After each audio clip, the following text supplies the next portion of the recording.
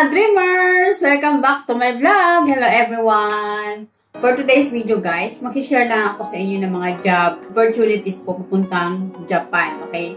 Itong mga jobs na to, baka po may mga skills kayo dito.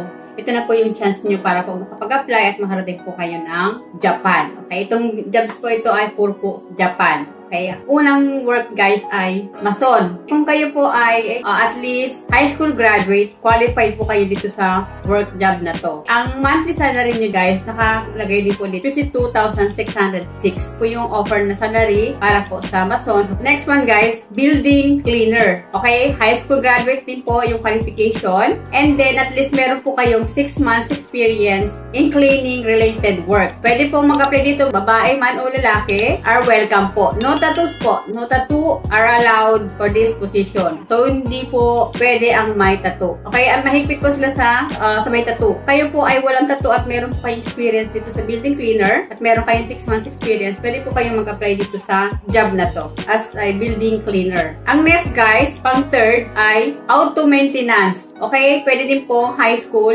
graduate with valid passport. Dito kayo guys pwede mag-apply dito sa Chartreuse Prime Recruitment Specialist Incorporated. Okay, puntahan nyo lang po itong agency na to at sila po ay meron pong available job para po sa auto maintenance. Ang salary guys, 65,491. Next one, scaffolding. Okay, high school graduate. And then, ang salary po ay 62,724. At pwede po kayo mag-apply dito sa Chartreuse Prime Recruitment Specialist Incorporated. Okay, so search nyo lang guys kung saan po itong Chartreuse para po makapag-inquire kayo at makapag-apply po kayo kung kayo po ay meron experience sa scaffolding. So, malaki po ang sahod, 62,724.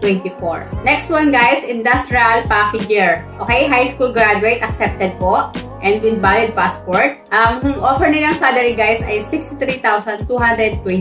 Next one guys, framework technician. High school graduate, accepted. Next, housekeeper. Okay, housekeeper po, kailangan nyo po ng 2-year vocational graduate. Okay, so hindi pa accepted dito ang high school graduate or undergraduate. Kailangan po ay 2 years vocational graduate. Okay, ang offer salary po ay 45,482. As a housekeeper, papuntang Japan, punta po kayo dito sa Magsaysay Global Services Incorporated. Diyan po kayo pwede mag-apply as a housekeeper papuntang Japan. Next one, IT engineer, have a basic knowledge of Wi-Fi and Bluetooth. Okay, kung meron po kayo experience sa nabanggit, pwede po kayo mag-apply as a IT engineer papuntang Japan. Saan po kayo pwede mag-apply? Punta po kayo sa Enterasia Outsource Incorporated. Sila po yun nangangailangan ng IT engineer na i-deploy po nila sa Japan. Ang salary po guys ay 121,000 pesos. Next one, auto maintenance po. At least high school graduate. Ang salary offer po ay 65,442. And then, pwede po kayo mag-apply dito sa Chartreuse Prime Recruitment Specialist Incorporated. Sila po ang nangangailangan ng auto maintenance na at least high school graduate po kayo. So, yun guys, yung mga available jobs papuntang Japan. Meron din pong care worker. Kaya kailangan din po ng Japan ng mga care workers na banggit ko lang din po ito dati sa isang vlog ko na ang Japan ay nangangailangan po ng mga care workers. Yun po, kailangan po mag-take ng N4 language para po kayo ay makarating po ng Japan. Yan po kasi ang pinaka na requirements, yung language test na N4 papuntang Japan. Para po, kasi po kayo ay mag-alaga ng mga matanda. So, kailangan nyo po na mag-take ng N4 para po magkaintindihan kayo ng pasyente nyo as a Japanese language po. Hindi kasi sila marunong magsalita ng English. So, kailangan talaga matuto magsalita ng Hapones kapag kayo po ay care worker. Okay, so yun guys, yung mga na-share ko sa inyo ay nakita ko yun guys sa Philippine Go. Pwede nyo pong i-search